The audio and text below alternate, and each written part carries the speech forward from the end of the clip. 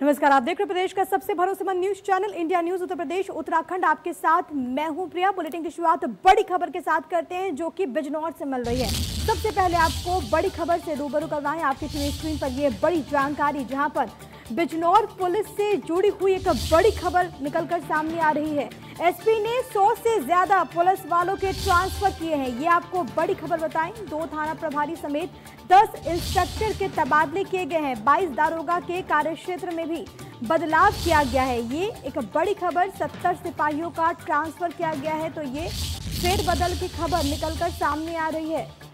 बड़ी जानकारी आपकी टीवी स्क्रीन पर बिजनौर पुलिस से जुड़ी हुई, जहां पर ये फेरबदल एसपी ने 100 से ज्यादा पुलिस वालों के ट्रांसफर किए हैं। 2 थाना प्रभारी समेत 10 इंस्पेक्टर के तबादले ट्रांसफर किए गए। 22 दरोगा के कार्यक्षेत्र में बदलाव किया गया है, चेंजेस किए गए हैं। 70 सिपाहियों का ट्रांसफर किया गया है। राजवीर मेरे सहयोगी तमाम जानकारी के साथ इस वक्त मौजूद है। राजवीर, और क्या कुछ डिटेल्स है आपके पास? प्रिया, आपको बता दूं, मामला बिजनौर जिले का है, जहां पर एसपी संजीव त्यागी का कल ही ट्रांसफर हुआ है प्रतापगढ़ के लिए, और उन्होंने जाते जाते लगभग 100 से अधिक पुलिस वालों के यहां पर ट्रांसफर किए हैं। पुलिस एसपी के इस ट्रांसफर से यहां पर चर्चा का बाजार जो है वो गर्म है। लोग कह रहे हैं कि एसपी ने जाते हुए इतने बड़े भारी संख्या में ट्रांसफर करना है, क्या मतलब था, आने वाले को देखना चाहिए था। तो ये चीजें यहाँ पर चर्चा का विषय गर्म है। और जो संख्या की बताई जा रही है, 100 से अधिक पुलिस वालों के ट्रांसफर हुए हैं, जिसमें 22 दरोगा हैं, 10 इंस्पेक्टर हैं और 70 पुलिस कर्मी हैं जो सिपाही हैं, उनके ट्रांसफर यहाँ पर जिले में किए गए हैं। इधर से उधर किया गया है, और इस ट्रांसफर करने से जो है पुलिस पे कहीं ना कहीं जो है लोगों को सोचना पड़ रहा है कि ये जो चर्चा का विषय जिस तरीके से आप बता रहे हैं राजवीर, लेकिन सवाल तो यहाँ पर उठता है क्योंकि 100 पुलिस कर्मियों के ट्रांसफर वहां पर किए गए हैं। बड़ी वजह से क्या मान रहे हैं लोग?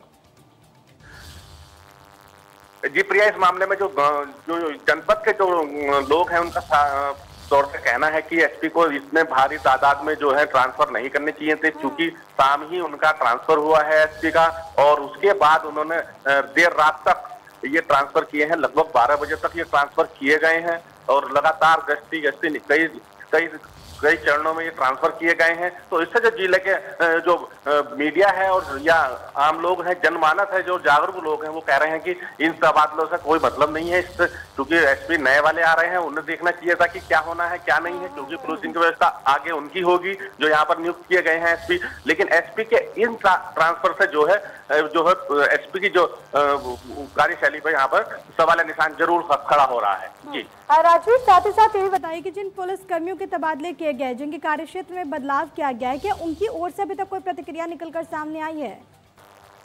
नहीं, इस मामले में पुलिस वालों का कोई कुछ नहीं कहना है, क्योंकि पुलिस वालों का ही, क्योंकि जिन लोगों को पोस्टिंग दी गई है या जिन लोगों के ट्रांसफर किए गए हैं, उन्हीं की मर्जी से यहाँ पर तबादले किए गए हैं। क्योंकि जिनको हटाया गया है वो कुछ बोलने के नहीं है अभी, क्योंकि अभी एसपी यहाँ पर मौजूद है। जब तक रिलीव नहीं होने के तब तक उनके खिलाफ कोई भी यहाँ पर तो पुलिस, क्योंकि पुलिस का मामला है, अनुशासनहीनता कही जाएगी अगर पुलिस अपने एसपी के खिलाफ कोई भी पुलिस वाला बोलता है। तो ये चूंकि एसपी का निर्णय है, और उन्होंने अपने निर्णय के मुताबिक ही यहाँ पर जो है ये ट्रांसफर किए हैं।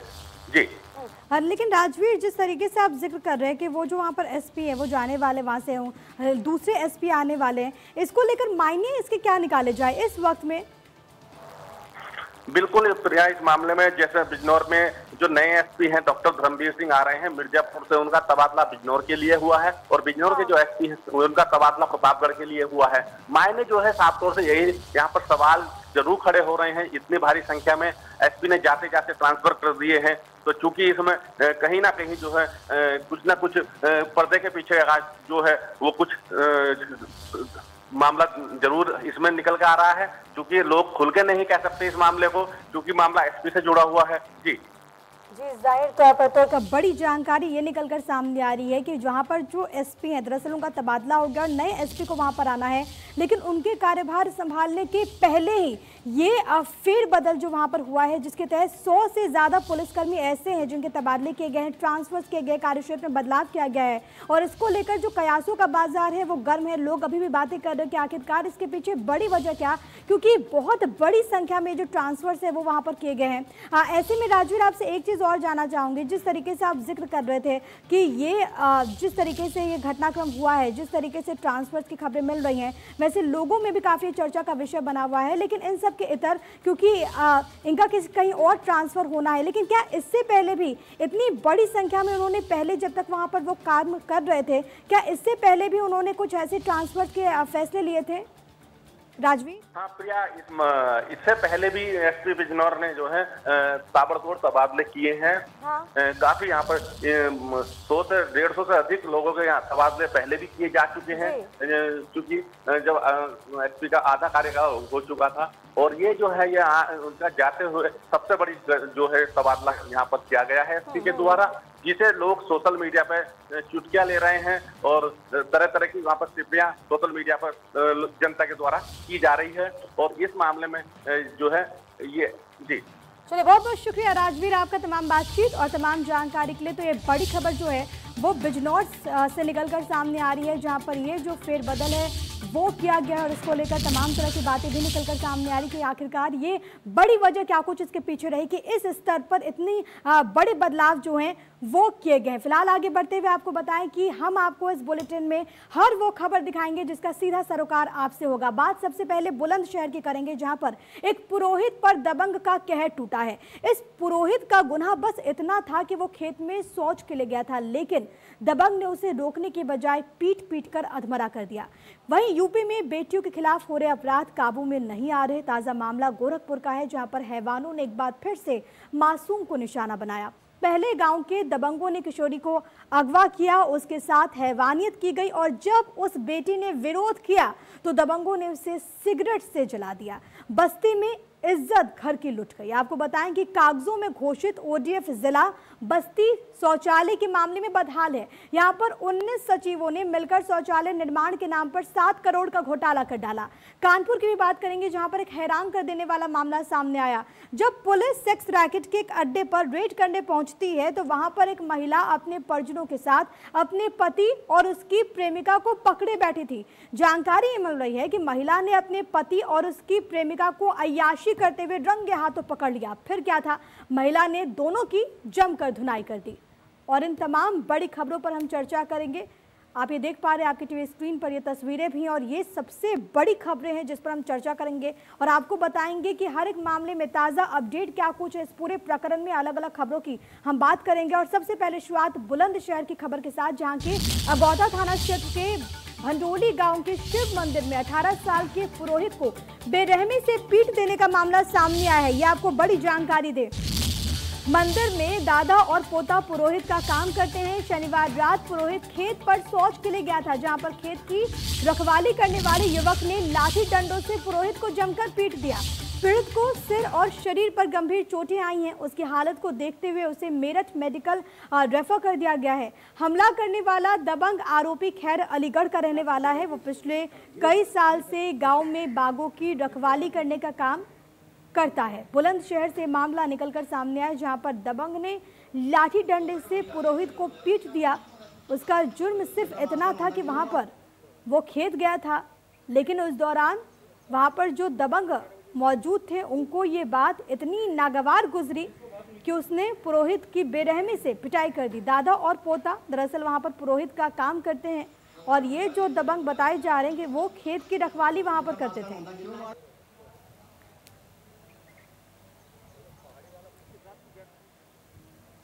तो घटना के बाद से इलाके के लोगों में दहशत का माहौल है। मंदिरों में पुरोहित की सुरक्षा के लिए वो पुलिस से गुहार लगा रहे हैं। हालांकि पुलिस ने आरोपी को गिरफ्तार भी कर लिया है।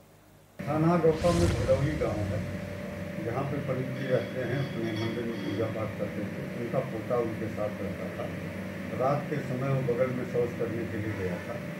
किरणपाल थाना भगीरथ अहेरिया जो उन खेतों की रखवाली करता था, किसी बात पे उससे विवाद हो गया। वहाँ पे पड़े हुए बांस को उठा करके उसने 20 वर्षीय युवक शिवम मिश्रा के सिर की चोट पहुँच गई। काफ़ी मात्रा में खून रहा। फिलहाल मेडिकल कॉलेज मेरठ में इलाजरत हैं। अभियुक्त को गिरफ्तार कर लिया गया है। 308 IPC के अंतर्गत मुकदमा है। तो गिरफ्तारी हो चुकी है, लेकिन अभी भी कई ऐसे सवाल हैं जिसका जवाब मिलना बहुत ज्यादा जरूरी है। इस बीच बातचीत के लिए बुलंदशहर से मेरे साथ मेरे सहयोगी पुनीत लाइव मौजूद है, सीधे उन्हीं का रुख करते हैं। पुनीत, ये घटना एक बार फिर से इस बात की तस्दीक करती है कि दबंग कितने बेखौफ हो गए हैं। आए दिन ऐसे मामले निकलकर सामने आते हैं और अब तो पुरोहित की जमकर पिटाई की गई है।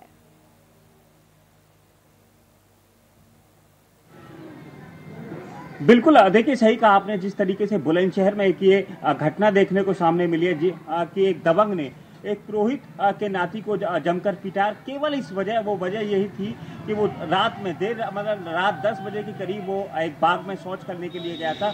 तभी वहां पर जो बाग की रखवाली कर रहा था उसने उसको डंडों से पीटा और इतना पीटा कि वो आज मेरठ के हायर मेडिकल सेंटर में जिंदगी और मौत के बीच झूल रहा है। साथ ही बुलंदशहर के एसएसपी ने इस पूरे मामले पर मुकदमा तो जरूर दर्ज कर लिया है, आरोपी को गिरफ्तार कर लिया है, लेकिन सबसे बड़ी बात यह है कि जिस तरीके से उन लोगों ने उसको पीटा था, हालांकि एक ही आरोपी बताया जा रहा है, लेकिन कहीं ना कहीं इसमें बड़ा मामला सामने आ रहा है कि एक मामूली सी बात को लेकर के उसको पीटा गया। लेकिन जो उसके परिजन हैं, जो उसके दादा हैं, वो ये कह रहे हैं कि ये मामला नहीं है, कुछ और मामला हो सकता है। हालांकि पुलिस इस मामले से नकार रही है। उनका साफ ये कहना है कि केवल ये वजह ये थी कि वो उसके खेत में जहां वो रखवाली कर रहा था वहां पर शौच करने के लिए चला गया था। इस बात को लेकर के उनमें कहासुनी हुई और ये मारपीट की। जी, जाहिर तौर पर तो जो पीड़ित पक्ष है उनकी ओर से अलग बातें कही जा रही हैं, लेकिन इन सब के बीच पुनीत, इस पूरे मामले के बारे में जरा दर्शकों को विस्तार से बताइए। और क्योंकि वहां पर क्या और भी लोग मौजूद थे, और अगर कोई और भी लोग मौजूद थे तो क्या उन्होंने रोकने की कोशिश नहीं की?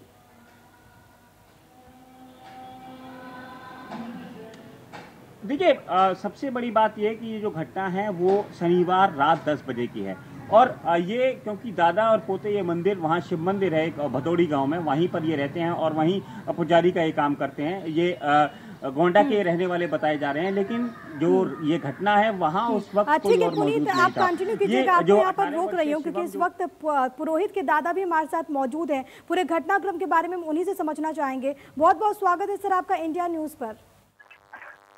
हाँ, बोलिए। जी, क्या कुछ हुआ? मैं चाहूंगी कि आप हमारे दर्शकों को एक बार विस्तार से बताइए कैसे ये घटना घटी। ये घटना ये घटी कि मैं मंदिर पर तो रहता हूँ। अच्छा, 10:30 बजे का टाइम था। हम तो लेट गए थे। पोता ने कहा हम लेटरिन जाएंगे, तो उधर जंगल में कुआं है सड़क किनारे। ये लेटरिन करने गया, लेटरिन करके शौच करने पहुंचा। उसी टाइम पर जो किरण पाल था, ये यही बताता है, जब खून खच्चर होकर के आया मेरे पास तो हमने पूछा ये कैसे हुआ, तब बताया इसने। हमने नहीं देखा है, हमने तो अपने धर्मशाला में थे। अब ये मारा गया है। इसको किरण पाल को अच्छी तरह को पहचानता है। ये आते थे मंदिर पर वो, और किरण पाल मार करके फिर भाग गए। बांस पड़ा हुआ था, उसी बांस से मारा है। यानी कि विक्रम जी, आप ये कहना चाह रहे हैं कि जो दबंग वहाँ पर मौजूद थे जिसने आपके पोते की पिटाई की, वो पहले से ही जानने वाले थे, वो परिचित थे, और पहले भी क्या कुछ ऐसा विवाद हुआ था दोनों के बीच? नहीं, कोई विवाद हमसे नहीं हुआ है। इस बारे में आपको कुछ नहीं पता? हाँ, कोई विवाद हमसे उनसे कुछ नहीं हुआ है। तो नहीं बोले। उन दबंगों को जानते थे? किसी से विवाद नहीं होता। हम तो वहाँ का पुजारी हूँ और 7 साल बीत करके 8वां साल हमको लग गया। विक्रम जी, क्या आप उन लोगों के बारे में आप कुछ भी बता सकते हैं कि आप उन लोगों को जानते थे? किसको? जो दबंग थे वहाँ पर जिन्होंने पिटाई की है, क्या उनको आप जानते थे पहले से? हाँ, जानते हैं। वो आते जाते थे मंदिर पर। मंदिर तो वही है, मंदिर पर जब आते जाते थे, तो हम इतना नहीं जानते हैं उनको। हाँ। चलिए ठीक है, बहुत बहुत शुक्रिया आपका खास बातचीत के लिए। तो विक्रम मिश्रा, पुरोहित के दादा, जिन्होंने जानकारी दी कि वो जो शख्स वहाँ पर था जिसने पिटाई की, उसको पहले से वो जानते थे। हालांकि अब जो गिरफ्तारी है वो हो चुकी है, लेकिन अभी भी कई गंभीर सवाल हैं कि आखिरकार दबंग इतने बेखौफ क्यों हो गए, कानून का भय, खाकी का खौफ उनके भीतर क्यों नहीं है। बहुत बहुत शुक्रिया राजवीर आपका भी तमाम बातचीत के लिए और तमाम जानकारी के लिए। इधर आपको बताएं कि गोरखपुर में 16 साल की किशोरी के साथ रेप और हैवानियत का सनसनीखेज मामला सामने आया है। जानकारी ये मिल रही है कि किशोरी को अगवा करके गांव के ही 3 युवकों ने उसके साथ दुष्कर्म किया। विरोध करने पर आरोपियों ने किशोरी को सिगरेट से जला दिया। तहरीर के आधार पर पुलिस ने पॉक्सो एक्ट के तहत मुकदमा दर्ज कर लिया है। साथ ही साथ आपको ये बताते चले कि आरोपियों के खिलाफ इसके अलावा अपहरण, सामूहिक दुष्कर्म और मारपीट के मामले में भी केस दर्ज हो चुका है।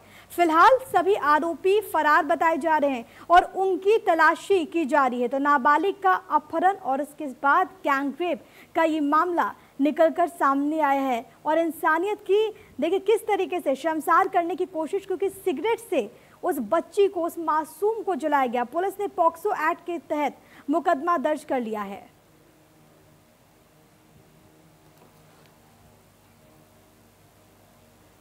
पंद्रह 8/2020 को थाना गोला में एक क्राइम लिखा गया था जो 711/2020 अंडर सेक्शन 363, 376D, 326 IPC व 5/6 पॉक्सो एक्ट में, जिसमें एक नाबालिग लड़की के साथ दुष्कर्म की बात थी, जिसमें उसको परिजनों द्वारा एक तहरीर दी गई थी। मुकदमा पंजीकृत किया गया, उस लड़की का मेडिकल कराया गया और आज दोनों अभियुक्तों की गिरफ्तारी कर ली गई है। इसमें एक जो अभियुक्त, मेन जो अभियुक्त है वो अर्जुन उसका नाम है, जो पास के गांव का रहने वाला है, और उसी का दोस्त एक महेश उर्फ छोटू था, उसकी भी गिरफ्तारी कर ली गई। तो यहाँ पर पुलिस अधिकारी ये कहते हुए कि गिरफ्तारी हो चुकी है। तमाम जानकारी के साथ सुशील मेरे सहयोगी इस वक्त लाइव मौजूद है, सीधे उन्हीं का रुख करते हैं। सुशील, ये क्या हो रहा है गोरखपुर में? अभी बीते ही 12 अगस्त को हमने जिक्र किया था, जहां पर एक बेटी की अस्मिता को तार-तार किया गया और फिर वक्त गुजरा नहीं, वो मामला ठंडा भी नहीं हुआ कि एक नया मामला निकलकर सामने आया, जहां पर एक बेटी को अपनी हवस का शिकार बनाया गया है।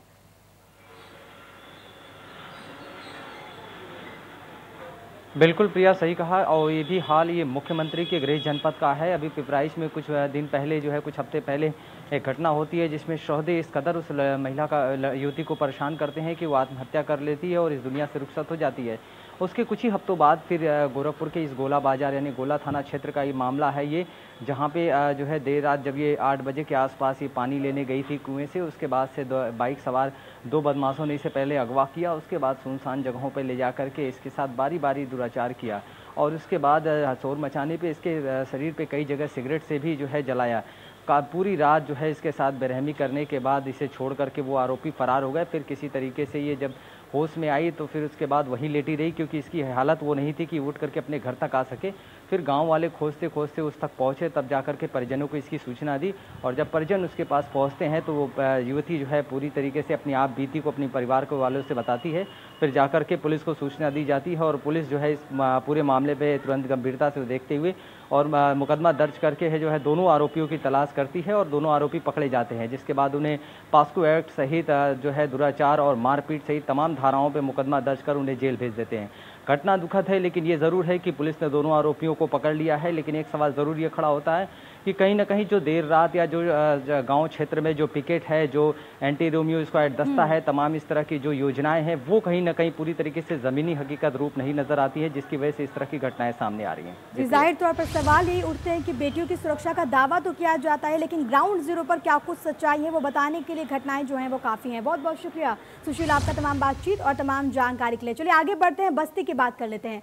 जिले को भले ही कागजों में ओडीएफ घोषित किया गया हो, लेकिन धरातल पर हकीकत कुछ और ही है और विभागीय आंकड़े सिर्फ दुरुस्त करने के लिए शौचालय पर करोड़ों रुपए खर्च कर दिए गए हैं, लेकिन जरूरतमंदों को शौचालय मिले ही नहीं। एक बार फिर से जिले में 7 करोड़ रुपए के शौचालय घोटाले का मामला सामने आया। शौचालय का धन खाने वाले सदर ब्लॉक के 19 ऐसे सेक्रेटरी हैं। अगर इन पर कार्रवाई हो जाए तो यह सभी जेल में नजर आएंगे। इनमें कोई कर्मचारी संघ का मंडलीय अध्यक्ष है तो कोई जिला अध्यक्ष। इनमें आधे सेक्रेटरी ग्रामीण विकास और पंचायती विभाग से संबंधित हैं। आपको यहां पर यह बताएं कि सभी सेक्रेटरी के ऊपर शौचालय निर्माण का 7 करोड़ से अधिक के धन का दुरुपयोग करने का आरोप है। तो तमाम दावे किए जाते हैं, योजनाएं बनाई जाती हैं, लेकिन उन योजनाओं में किस तरीके से राशि का बंदरबाट होता है, इसकी तस्दीक करते हुए खबर सतीश मेरे सहयोगी तमाम जानकारी के साथ लाइव मौजूद है। सतीश, ये मामला अपने आप में बहुत ज्यादा गंभीर हो जाता है, क्योंकि लगातार देश के प्रधानमंत्री बात करते हैं, मुख्यमंत्री योगी आदित्यनाथ बात करते हैं, लेकिन योजनाएं ग्राउंड जीरो पर जाकर किस तरीके से दम तोड़ देती है, इसका जीता जागता प्रमाण है ये।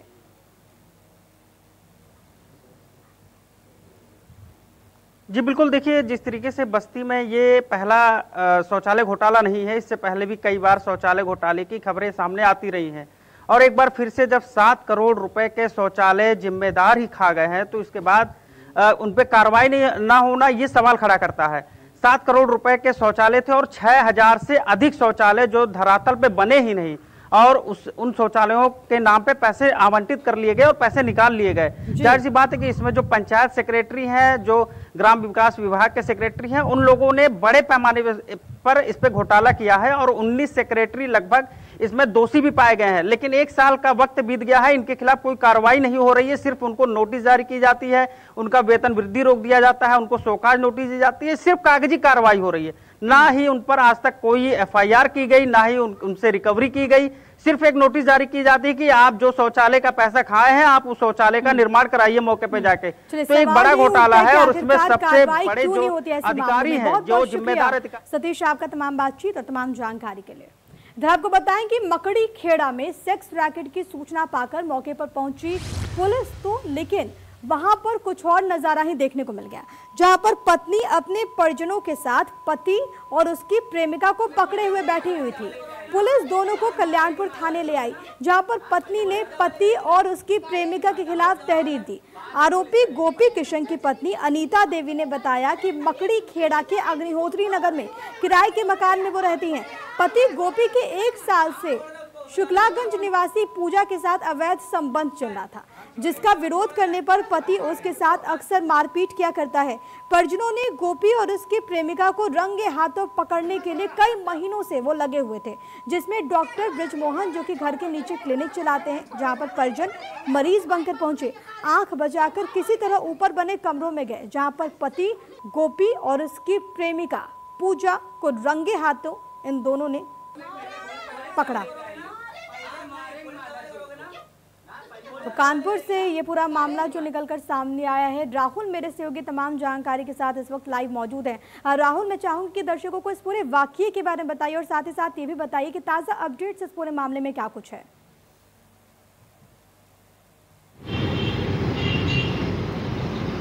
जी देखिए प्रिया, मैं पूरी घटना के बारे में बताऊं। कल्याणपुर के मकड़ी खेड़ा के अग्निहोत्री नगर इलाके का ये पूरा मामला है। जो महिला है उसको अपने पति पर कहीं ना कहीं पहले से ही शक था, जिसके चलते वो कई बार खोजबीन कर चुकी थी, लेकिन उसको सबूत नहीं मिल पा रहा था। लेकिन वो महिला अपनी परिजनों के साथ 2-3 दिन से शुक्लागंज की रहने वाली इस लड़की के पीछे लगी थी। जब उसको पता चला कि डॉक्टर के क्लिनिक के ऊपर जो कमरे बने हैं वहाँ ये लोग मिलते हैं, तो वो पेशेंट बन के पहुँचे और आँख बचा के ऊपर कमरों में गए। तो उसका महिला का पति और उसकी प्रेमिका दोनों रंगे हाथ पकड़े गए। उसके बाद परिजनों ने और खुद महिला ने उसकी लड़की की जमकर पिटाई करी और पति को पति की भी पिटाई करी परिजनों द्वारा। इसके अलावा तमाम जानकारी के लिए चलिए आगे बढ़ते हुए एक नजर डाल लेते हैं 2 मिनट में 10 खबरों पर।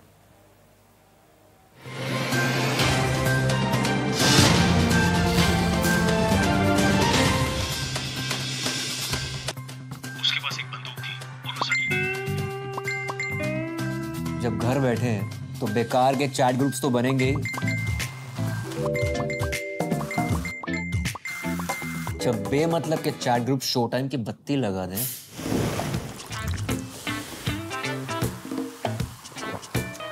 फैमिली के खतरनाक फूफा जी को ऐड करते हैं। शो टाइम पे बकवास हटाओ, स्प्राइट उठाओ।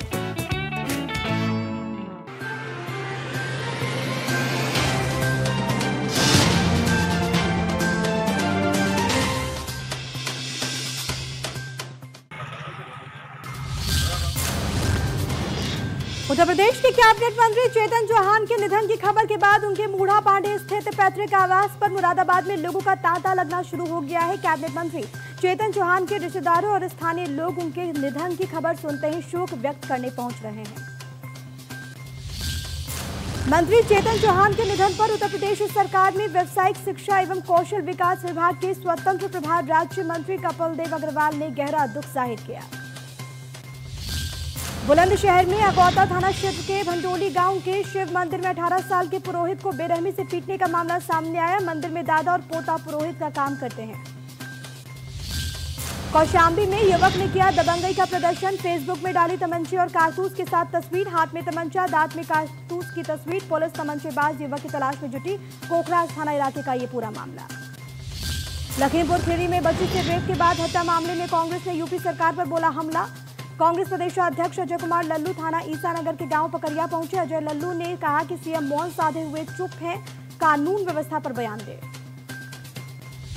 कानपुर में पत्नी ने पति को प्रेमिका के साथ रंगरलिया मनाते हुए रंगे हाथों पकड़ लिया। पत्नी ने युवती को जमकर पीट दिया। पत्नी ने पति और उसकी प्रेमिका के खिलाफ मुकदमा कराया दर्ज।